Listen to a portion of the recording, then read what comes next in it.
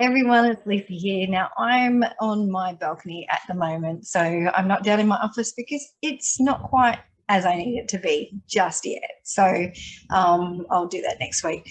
But let's check out BTC and see what's happening. Of course, it's a weekend, so it's going to be a little bit slower.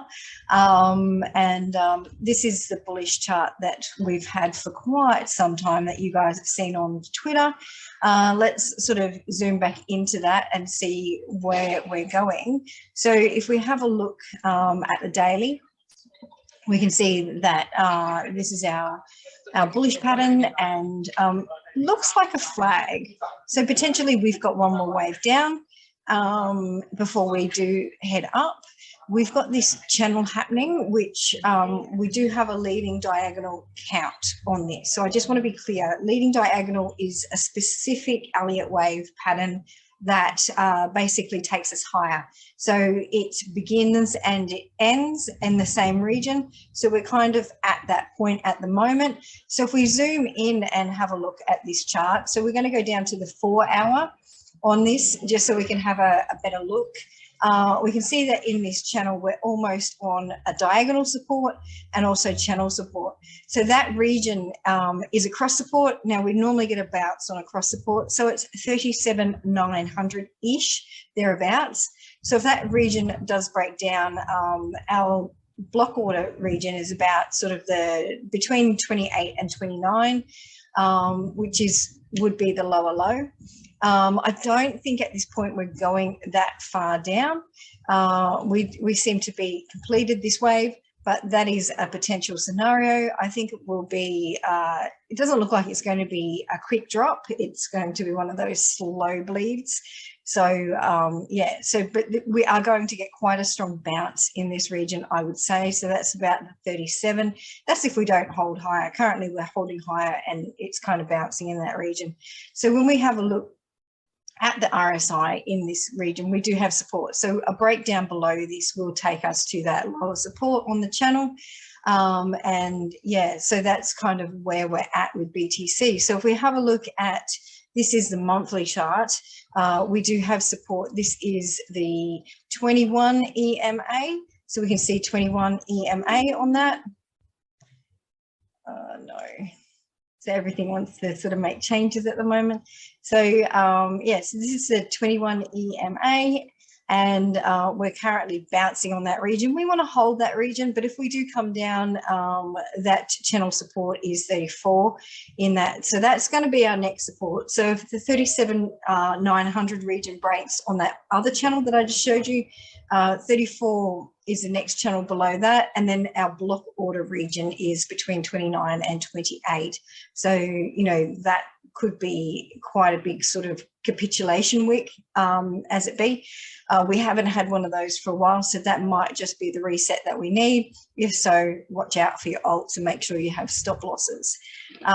So looking at the BTC on the weekly chart, we've got the 100 MA. So we can see this chart is the 100 MA, 100 with an offset of 0. So style obviously pink. So yeah, we can see that if we're going down to retest this region, that is 36,800. So we got this range of support in this region. So looking at all time frames, we can gauge that we have a range of support between 38 and 37, and then again between 33 and 34, and lower down we have 28 and 29. So they're our kind of 3 levels that we really need to watch. If we don't get a strong bounce here, the next level coming down is going to be our next bounce zone. Looking at the weekly MACD, we can see that we've just sort of pinched down, but we have an easing of sell pressure in this region. So we've had massive sell pressure. Then we had that bounce a couple of weeks ago, and we had huge amounts of sell pressure again. We have an easing of that region. So when we do get those easings of the region, we normally get a flip in what the waves are doing. So we can see that we had quite a bit of sideways period here in August, and then we had that easing of all of the pressure in that region, and then that flip. So that's kind of what we look for when we're looking at these indicators as well. So jumping down to the daily on this, so we can have a look at sell pressure. We've sort of daily, we've got a little bit more sell pressure than what we had. We were curling up. We've just started to curl down again. We want to see that sort of flick around in the next day or so, or else we will see that next level down.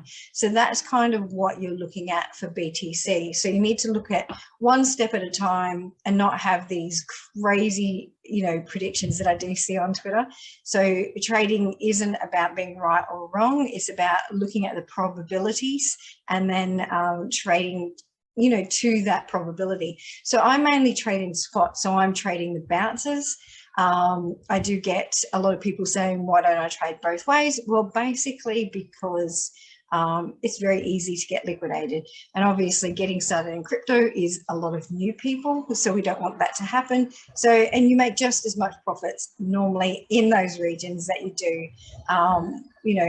You can make in an alt sort of, 10 to 30% in, a day and, without margin. So you're not losing massive amounts. So you would have a stop loss at between, probably about 5%, ladder into your trade, and that's what you're going to lose if it goes against you.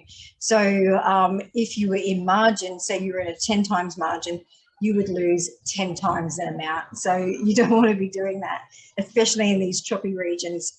Scalping, yeah, by all means, with a smaller amount. But when we're in these small regions, you want to stay sort of in spot or in small sort of trades, because it's not confirmed as to direction as yet.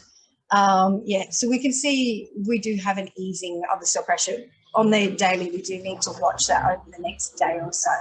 So, keep an eye on it. If you're in my group, jump in the chat and ask me any questions. And if you're on Twitter, happy to help. So I will catch you next week, hopefully in my new office with it all working. Okay. Bye. Get strong.